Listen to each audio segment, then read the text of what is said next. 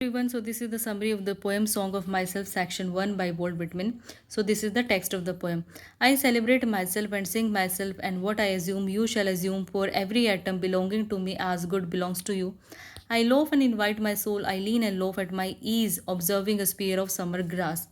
So, when the poem opens, poet makes the theme of his poem very clear to everyone.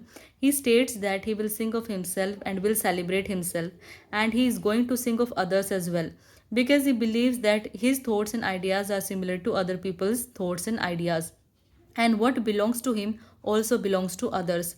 He believes that he, along with the rest of humanity, is made up of the same elements. Then, poet rests in the midst of nature and invites his soul to observe the summer grass. Come to the next lines.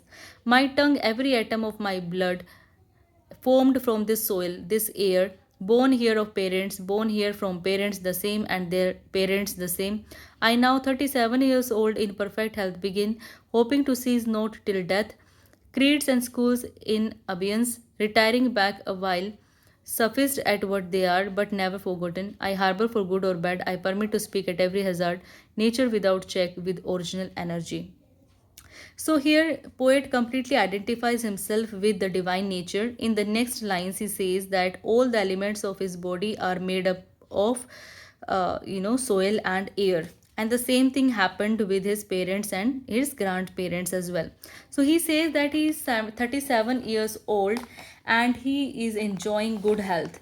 He wants to stay healthy till he dies. He wants philosophy and teachings of religion to stay away from him and not to interfere with his relation and connection with nature.